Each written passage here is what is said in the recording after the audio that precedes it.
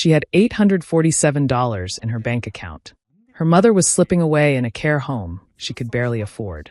Her nursing school tuition was 9 days overdue. And then she did something that would cost her everything. She said no to a billionaire's son. Most people would have looked away. Most people would have stayed silent. Most people would have chosen survival over what was right. But Sarah Mitchell wasn't most people. And what happened next? A helicopter landed. A door opened. And her entire life changed in ways she never could have imagined. This is the true story of a waitress who lost everything in one moment and gained something far more valuable. Stay with me, because what you're about to hear will make you question everything you thought you knew about courage, integrity, and what happens when you stand up for what's right even when the whole world is telling you to sit down. This is Sarah's story, and I promise you, by the end, you'll never forget it. Welcome to Voice of Granny. While you are here, please hit the subscribe button and comment your view on the story and where you're watching from. Let me tell you about Sarah Mitchell. She was 23 years old, living in Chicago, and every single day felt like she was carrying the world on her shoulders. You know that feeling when you're just trying to keep your head above water? When every dollar matters, every shift counts, and one mistake could bring everything crashing down. That was Sarah's life. She worked at a place called Betty's Diner on the South Side. It wasn't fancy.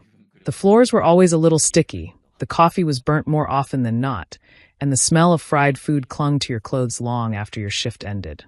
But it was honest work, and for Sarah, it was everything. See, Sarah wasn't just working to pay her own bills. She was in her second year of nursing school at Chicago State University, studying at night, dreaming of becoming a registered nurse one day.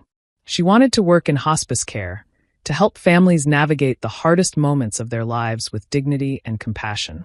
But more importantly, she was taking care of her mom, Dorothy. Her beautiful, funny, sharp-as-a-tack mom who was slowly disappearing into the fog of Alzheimer's disease. Every paycheck Sarah earned got divided up before she even cashed it. $300 to Riverside Care Home, where her mom lived. $200 for tuition. Whatever was left went to rent, food, and textbooks. There was never anything extra. Never a movie night, never new shoes, never a moment to breathe without counting pennies. But Sarah never complained. She'd visit her mom every Sunday, bringing the lavender lotion Dorothy loved, even though most days her mom didn't remember who she was. On good days, her mom would smile and say, "My Sarah, my smart girl." On bad days, she'd look at Sarah like a stranger. Both kinds of days broke Sarah's heart. At the diner, Sarah had become part of a little family. There was Tommy, a skinny drama student who quoted Shakespeare while wiping down tables. There was old Mr. Peterson, who came in every morning for burnt toast and black coffee. There were the nurses from County Hospital who always ordered milkshakes after their overnight shifts. And then there was the new girl, Rose. She was only 17, fresh out of high school, with big nervous eyes and hands that shook when she carried the menus. It was her first real job, and she was terrified of making mistakes. "Don't worry so much," Sarah told her one evening, squeezing her shoulder. "Just be polite, smile, and remember, nobody here is better than you. We're all just people trying to get by." Rose looked up at her with such gratitude it made Sarah's heart ache. She remembered being that scared once, before life taught her to be tough. Their manager, Mr. Walsh, was a different story. He was the kind of man who'd do anything to avoid conflict. If a customer complained, he'd give them free food. If someone was rude, he'd apologize even when it wasn't his fault. He cared more about keeping his job than protecting his staff, and everyone knew it. The diner had one particularly valuable customer, Wellington Industries. They were a huge shipping and logistics company that ordered catering for their corporate events. That account paid the bills for Betty's Diner, and Mr. Walsh treated it like it was made of gold. The owner of Wellington Industries was a man named Victor Ashford. He was one of those names you heard on the news, philanthropist, business titan, one of the richest men in Illinois. His company built warehouses, managed shipping routes, owned half the freight that moved through Chicago. Sarah had never met him. Why would she? She was just a waitress serving meatloaf and coffee. But she'd met his son. Jackson Ashford came into the diner every few weeks, usually late at night, usually drunk, always with his pack of friends. He dressed in clothes that cost more than Sarah's rent. He drove a car that cost more than most people earned in a year. And he treated everyone around him like they were dirt on his expensive shoes. Every time Jackson came in, the energy in the diner shifted. Conversations got quieter. Tommy suddenly became very interested in cleaning the salt shakers. Mr. Walsh would hover nearby, sweating and smiling, offering free appetizers, free drinks, whatever it took to keep Jackson happy. Sarah hated it. She hated the way Jackson snapped his fingers at the staff. She hated the way he sent back perfectly good food just because he could. She hated the way he looked at the waitresses like they were part of the menu. But Sarah kept her head down. She had to. She couldn't afford to lose this job. Not with her mom's care depending on her. Not with tuition due next week. Not when she was this close to finishing school and actually building a better life. So when Jackson came in, Sarah gritted her teeth, put on her professional smile, and did her job. She told herself it was temporary. Just get through school. Just keep mom safe. Just survive. But sometimes survival requires you to swallow your dignity. And Sarah was getting tired of swallowing. This particular Tuesday evening started like any other. The diner was half full. Mr. Peterson was finishing his dinner. The nurses were laughing over their milkshakes. Tommy was in the back washing dishes.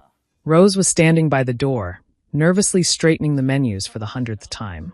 Then the door slammed open. Jackson Ashford walked in with his two friends, loud and obnoxious, reeking of alcohol and entitlement. The whole diner seemed to hold its breath. Rose froze, her eyes wide with panic. Sarah watched from behind the counter, her hand tightening around the coffee pot she was holding. She didn't know it yet, but in the next few minutes, everything was about to change. Sometimes life puts you at a crossroads. Sometimes you have to choose between what's safe and what's right. And sometimes that choice changes everything. Jackson Ashford didn't walk into Betty's diner. He invaded it. His voice cut through the quiet conversations like a knife. A table. Now. And make sure it's clean. I don't want to catch poverty from the furniture. His friends laughed like it was the funniest thing they'd ever heard. Rose stood there, frozen, clutching the menus against her chest like a shield. Her face had gone pale, and Sarah could see her hands trembling from across the room. Why, yes, sir. Right this way, Rose whispered, her voice barely audible. Sarah felt something twist in her gut. She knew she should look away, mind her own business, finish her shift. She had bills to pay, a mother to take care of, a future to protect. But she couldn't stop watching. Jackson and his friends settled into a booth, and immediately the complaints started. The water tasted like it came from a toilet. The menu was depressing. The whole place was a dump. Mr. Walsh appeared instantly, wringing his hands, his face covered in nervous sweat. Mr. Ashford, so wonderful to see you. Can I get you gentlemen something on the house? Perhaps our ribeye special. Jackson waved him away like he was swatting a fly. Just bring me whatever. And make sure you don't screw it up. Sarah tried to focus on her own tables. She brought Mr. Peterson his check. She refilled coffee for the nurses. She laughed at Tommy's terrible Shakespeare jokes. But her attention kept drifting back to that booth. Jackson was getting louder. He sent back his steak twice, claiming it was overcooked and then too raw, though Sarah knew the kitchen had made it perfectly both times. He made crude jokes about the diner, about the neighborhood, about the people who worked there. Mr. Walsh just kept apologizing, kept offering freebies, kept bowing and scraping like Jackson was royalty. Sarah felt sick watching it. Then Rose had to bring Jackson's table their dessert order. Sarah saw the moment things changed. Rose approached nervously, carefully setting down 3 slices of apple pie. Jackson looked up at her, and his expression shifted into something that made Sarah's blood run cold. It was the look of a predator spotting prey. Well, well, Jackson drawled, his voice dripping with false charm. Aren't you sweet? What's your name, honey? Rose's voice came out in a squeak. Rose, sir. Rose. Pretty name for a pretty girl. Jackson leaned back, looking her up and down in a way that made Sarah's hands clench into fists. You've been staring at me all night. I get it. Girls like you always notice guys like me. Rose's face turned bright red. No, sir, I wasn't. I was just making sure you had everything you needed. Oh, I don't have everything I need. Jackson pulled out his phone, sliding it across the table toward her. Put your number in there. We'll grab drinks sometime. I'll show you how the other half lives. Rose stood there, paralyzed. Her eyes darted around the diner, looking for help, for anyone to save her from this moment. Mr. Walsh was suddenly very busy wiping down a counter on the other side of the room, his back turned. Tommy had disappeared into the kitchen. Come on, don't be shy, Jackson pressed, his voice hardening. Just type it in. It's not that complicated. I can't, sir. It's against the rules. Jackson's smile vanished. Rules? Sweetheart. My family practically owns this neighborhood. I don't follow rules. I make them. His hand shot out and grabbed Rose's wrist. It wasn't gentle. His fingers dug into her arm, pulling her closer to the table. Rose let out a small gasp of pain and fear. Please, you're hurting me. That was when Sarah moved. She didn't think. Thinking would have stopped her. Thinking would have reminded her about the tuition bill, about her mother's care home, about everything she had to lose. But some things are more important than thinking. Sarah crossed the diner in 5 long steps. She reached Jackson's table, and her voice came out cold and clear, cutting through the tension like a blade. Let her go. Jackson's head whipped around. He looked at Sarah like she was an insect that had just spoken. Excuse me. I said, let her go. Sarah's heart was pounding so hard she could hear it in her ears, but her voice didn't shake. Right now. For a moment, Jackson just stared at her in disbelief. Then he laughed, a short, barking sound. Who the hell are you? I'm the person telling you that what you're doing is assault. Sarah stepped between Jackson and Rose, putting herself in the line of fire. You're harassing my coworker. You put your hands on her without permission. That's illegal. I'm asking you to leave. The entire diner had gone silent. Every head had turned to watch. One of Jackson's friends snorted. Did she just threaten us? I think the waitress is trying to play lawyer, the other one sneered. But Jackson wasn't laughing anymore. His face had gone dark with anger. Slowly, he released Rose's wrist and stood up, using his height to try to intimidate Sarah. Do you have any idea who I am? Yes, Sarah said quietly. You're Jackson Ashford. Your father owns Wellington Industries. That doesn't give you the right to put your hands on anyone. Jackson's jaw clenched. You just made the biggest mistake of your pathetic life. Maybe, Sarah replied, her voice steady even though inside she was screaming. But it was my mistake to make. She turned to Mr. Walsh, who was standing nearby looking like he might faint. Call the police if he doesn't leave voluntarily. Sarah, no, Mr. Walsh started. Call them, Sarah repeated firmly. Jackson stared at her for a long, terrible moment. Then he smiled, a cold, cruel smile that promised revenge. You're done, he said softly. You, this dump, everyone who works here. Done.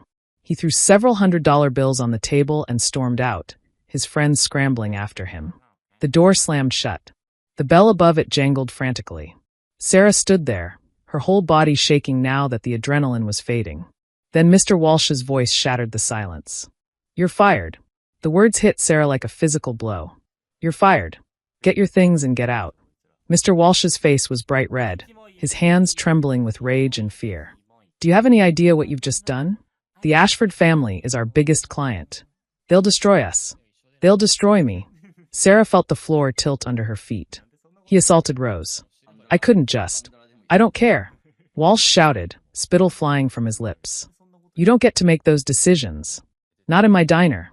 You just cost me everything. Behind her, Sarah could hear Rose crying softly. Tommy had emerged from the kitchen, his face pale with shock. The nurses at the counter were staring. Mr. Peterson was shaking his head sadly. But Mr. Walsh, Sarah tried one more time. Get out. Sarah grabbed her jacket from the hook by the kitchen. Her hands were shaking so badly she could barely button it.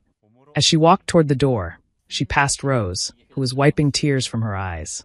I'm so sorry, Rose whispered. I'm so sorry you got fired because of me. Sarah stopped and took the young girl's hand. Don't you ever apologize for this. What happened tonight wasn't your fault. It was his. Remember that. Then she pushed through the door and out into the cold Chicago night. The walk home was a blur. Sarah moved on autopilot through the familiar streets, her mind racing in circles. Fired. She'd been fired. The one thing she'd been trying so desperately to avoid had happened anyway. Her apartment building looked shabbier than usual under the harsh streetlights. She climbed the 3 flights of stairs to her tiny studio, let herself in, and sat down on her second-hand couch in the dark. Then she opened her banking app. The number staring back at her was devastating. After paying last month's bills, she had exactly $847 in her account. That was it. That was all that stood between her and complete disaster. Her mom's care home cost $2,200 a month. Her tuition payment of $3,800 was due in 9 days. Her rent was $950, due in 3 weeks. Sarah did the math in her head. Even if she found another job tomorrow, which she wouldn't, she couldn't possibly earn enough in time. She was going to lose everything. Her mother would have to leave Riverside. They'd move her to a state facility, one of those horrible places Sarah had visited when she first started searching for care. Places where patients sat in hallways all day, where the staff was overworked and underpaid, where her mother would be just another confused old woman slowly fading away. And Sarah's dream of nursing school? Of becoming a registered nurse? Of actually helping people during their most vulnerable moments?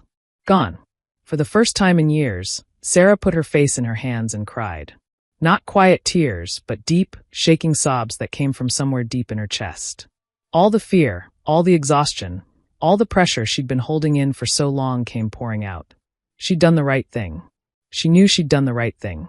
But the right thing was going to destroy her life anyway. The next 2 days were agony. Sarah forced herself to apply for jobs.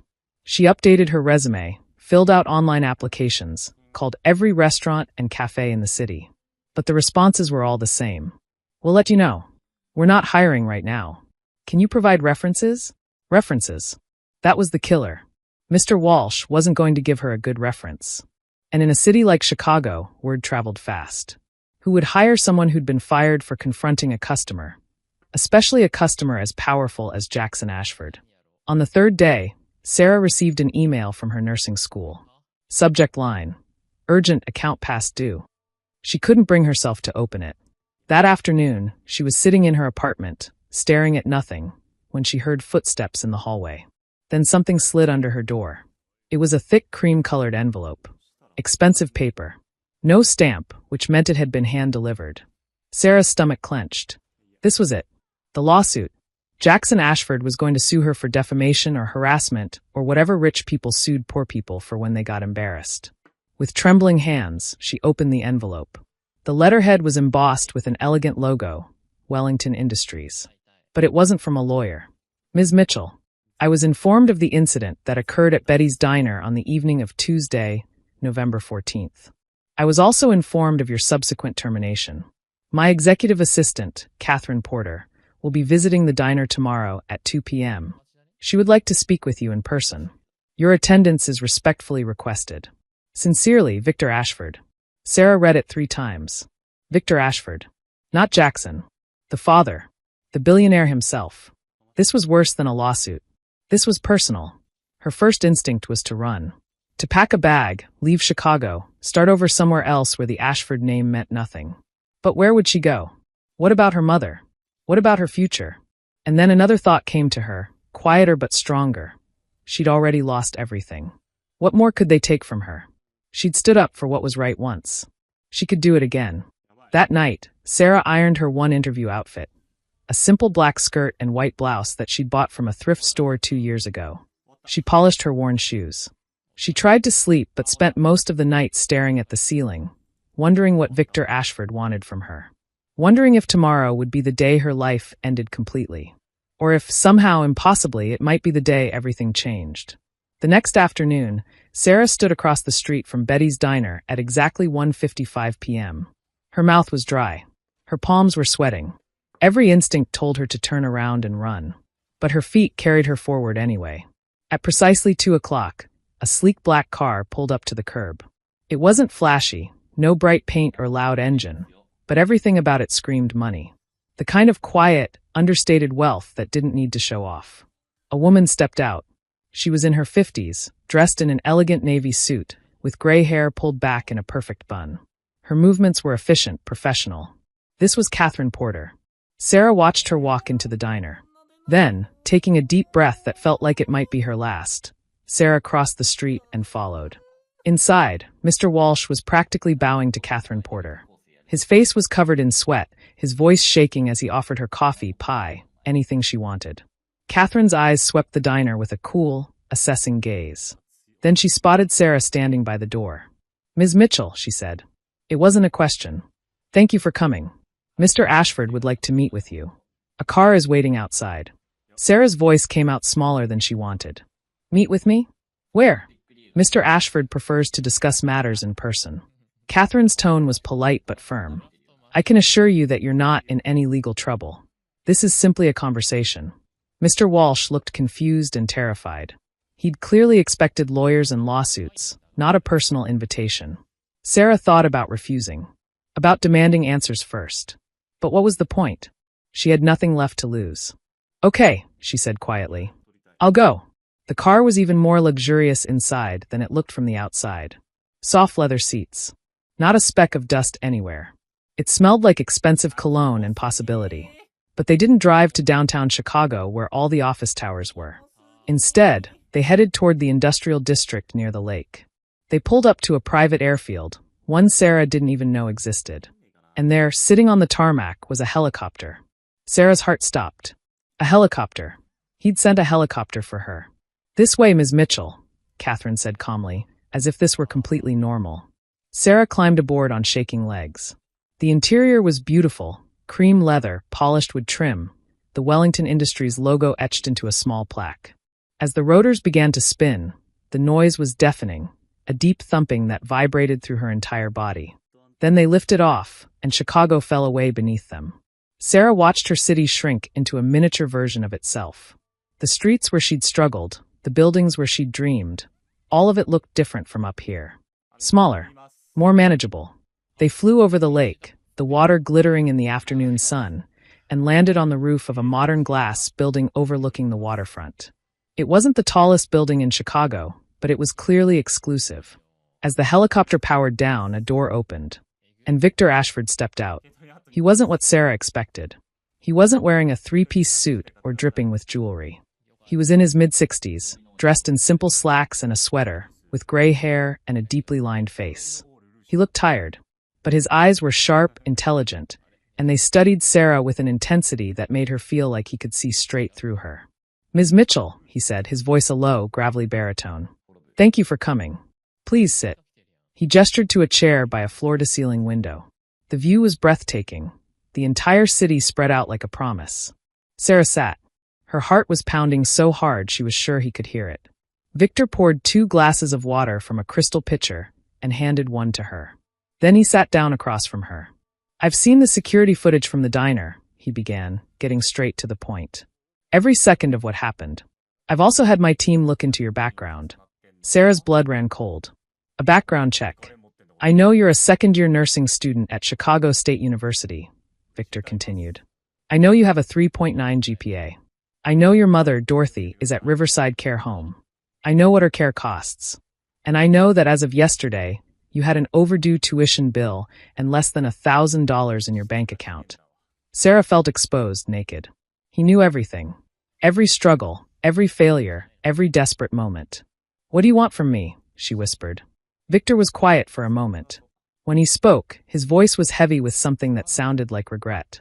My son is a disappointment to me. The words hung in the air.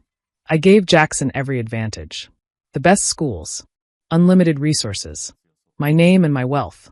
I hoped to raise a man of character. He paused. Instead, I raised a man who thinks he can do whatever he wants because of who his father is. He turned to look at Sarah directly. Then you came along. A waitress working for minimum wage with everything to lose. Your whole life hanging by a thread. And you were willing to cut that thread yourself rather than stand by and watch my son hurt someone. Sarah didn't know what to say. I've spent my entire life surrounded by people who say yes to me, Victor continued. People who flatter me, who want something from me, who would never dream of standing up to me or my family. They're weak. They're predictable. He leaned forward slightly. You're not. Sarah found her voice.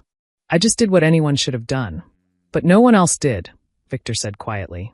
Everyone else in that diner looked away. Your manager. Your coworkers. Every customer. Everyone chose their own comfort over doing what was right. He stood up and walked to the window, his hands clasped behind his back. I've already dealt with Jackson.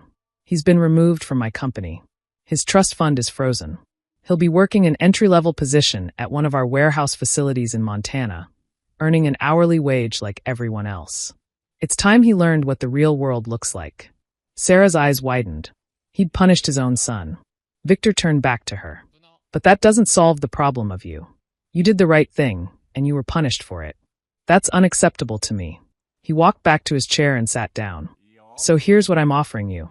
Victor Ashford looked at Sarah with those sharp, intelligent eyes, and when he spoke, every word felt like it carried the weight of a promise.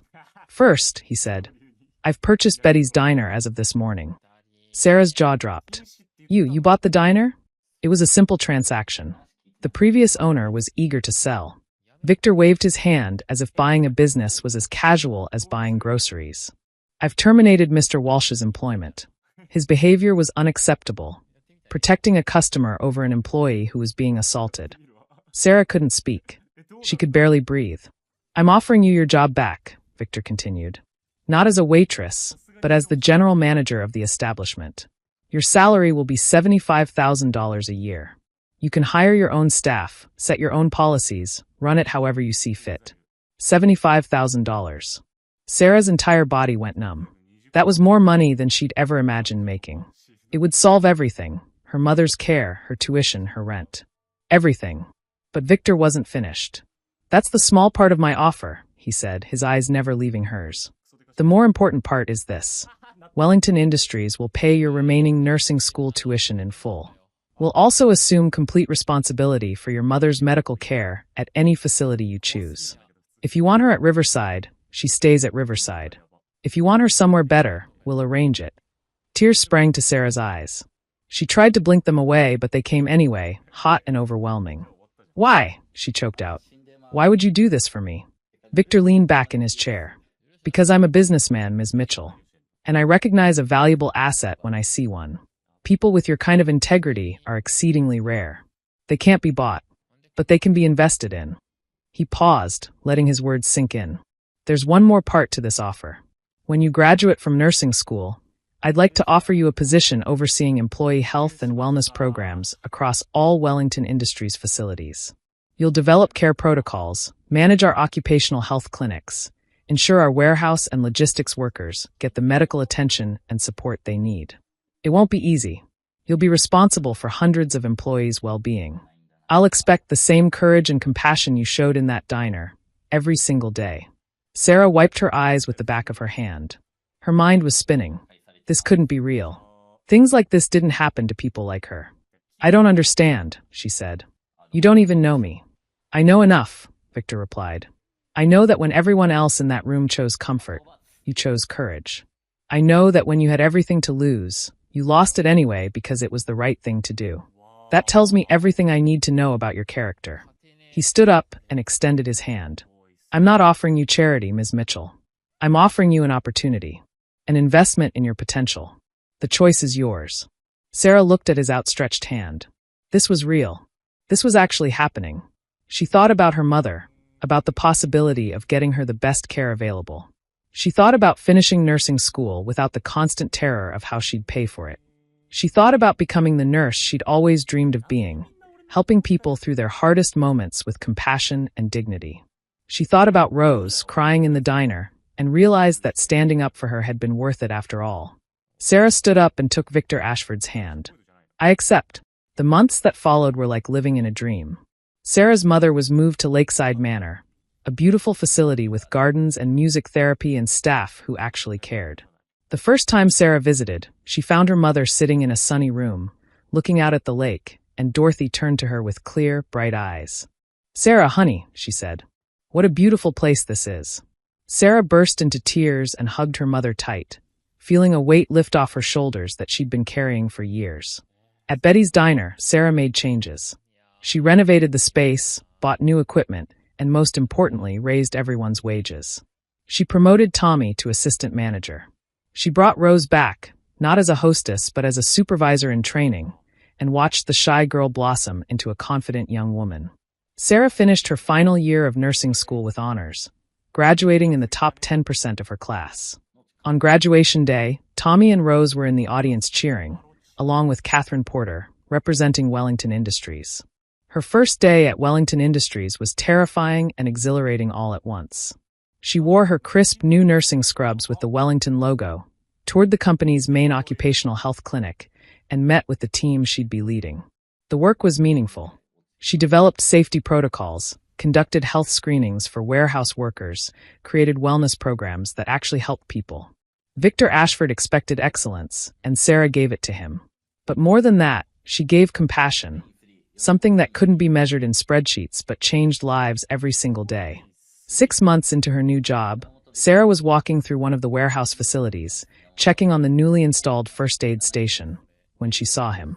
Jackson Ashford was there, wearing a warehouse uniform, looking at the job board for available shifts. He'd lost weight. His expensive haircut had grown out. The arrogance was gone, replaced by something quieter, maybe humility, maybe just exhaustion. Their eyes met across the warehouse floor. Sarah saw him brace himself, waiting for her to gloat or mock him. But she felt nothing but a quiet sense of closure. She nodded politely, like you would to any colleague, and turned back to her coffee.